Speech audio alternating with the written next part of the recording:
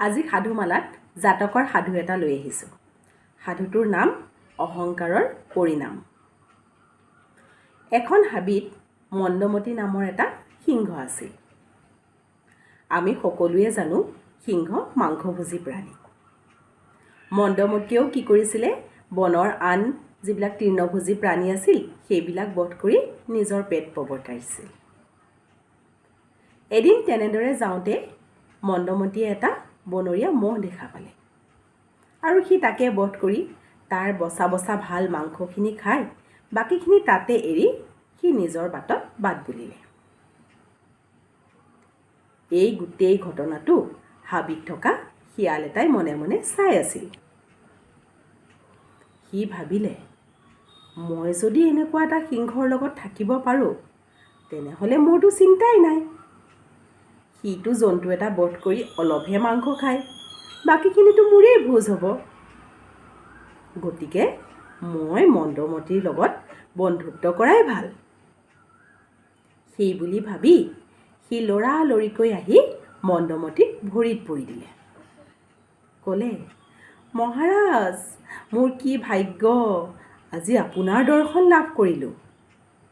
মহাৰাজ, আপুনি যদি মোক আশ্ৰয় দিয়ে তেনেহ'লে মই আপোনাৰ গোটেই ঘৰৰ কাম বন কৰি দিম। আপুনি মহা সুখত থাকিব পাৰিব আৰু আমি দুয়োটাই মিলি খুব ফূৰ্তি কৰিব পাৰিম। মন্দমতিয়েও ভাবিলে, ভালেই কথা, লগ এটা হ'লেতো ভালেই লাগে থাকি। গতিকে সিংহটোৱে ক'লে, হ'ব হ'ব দে, থাকিবি মোৰ লগতে। তাৰপিছত সিংহ আৰু শিয়ালে বন্ধুত্বৰে কিছুদিন পাৰ কৰিলে। শিয়ালটোৱে সিংহটোৰ ঘৰৰ গোটেই ঘৰুৱা কাম বনবোৰ কৰি দিয়ে আৰু সিংহটোৱে কি কৰে, জীৱ জন্তু বধ কৰি দুয়োটাই ভাগ কৰি খায়।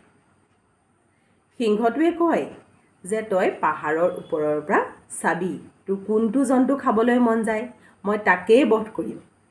আৰু শিয়ালটোৱেও কি কৰে, পাহাৰৰ ওপৰৰ পৰা চাই সিংহটোক আহি কয়হি যে মোৰ আজি অমুকটো খাবলৈ মন গৈছে, আজি তমুকটো খাবলৈ মন গৈছে।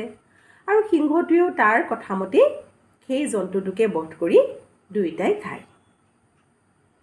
এনেদৰে কিছুদিন খুব ভালদৰে সময়বোৰ পাৰ হ'ল। লাহে লাহে শিয়ালটো নুতুকা হৈ আহিল আৰু সি মনে মনে ভাবিবলৈ ল'লে, ময়ো চাৰিঠেঙীয়া জন্তু, সিংহটোও চাৰিঠেঙীয়া জন্তু। গতিকে সিংহটোৱে যে ইমান ডাঙৰ ডাঙৰ জীৱ জন্তু বধ কৰিব পাৰে, মইনো কিয় নোৱাৰিম, ময়ো পাৰিম। আৰু তেনেদৰে গুণাগথা কৰি সি আহি সিংহটোক ক'লেহি, মহাৰাজ, আপোনাৰ লগত থকা বহুত হ'ল। এইবাৰৰ পৰা মই জীৱ বধ কৰিম আৰু আপুনি খাব। তাৰ কথা শুনি সিংহটোৰ হাঁহি উঠিল। সি হাঁহি হাঁহি ক'লে, হৈ কি কথা কহে, তইনো এই অকণমানি জীৱকেইটাহে বধ কৰিবি, এই ক'ৰবাৰ শহা এটা, নিগনি এটা, এনেকুৱা জীৱহে বধ কৰিবি। তাতকৈ ভাল মই বধ কৰা জীৱবিলাককে খাচোন। কিন্তু শিয়ালটো নাচুৰ বান্দা।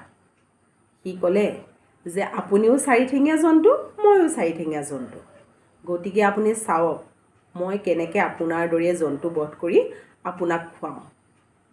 সি মনে মনে এইটোও ভাবিলে যে মই দেখুৱাই দিম মোৰ কিমান শক্তি আছে। তাৰপিছত সি পাহাৰৰ ওপৰলৈ উঠি গ'ল আৰু ওপৰৰ পৰা সি দেখিলে তলত এজাক হাতী গৈছে। গতিকে শিয়ালটোৱে ভাবিলে যে আজি হাতীটোকে ধৰা যাওক, আৰু সেই ভাবি সি ওপৰৰ পৰা হাতীটোৰ গালৈ বুলি জাপ মাৰি দিলে। কিন্তু হাতীটোতো এই প্ৰকাণ্ড জীৱ আৰু শিয়ালটোতো অকণমানি। গতিকে হাতীটোৱে একে গছকতে শিয়ালটো নাড়ী ভুৰু ওলাই মৰি থাকিল আৰু গোটেই হাতীৰ জাকটো তাৰ গাৰ ওপৰেদিয়ে পাৰ হৈ গুচি গ'ল। অহংকাৰৰ বাবেই শিয়ালটোৱে অৱশেষত মৃত্যুক আঁকোৱালি ল'ব লগা হ'ল।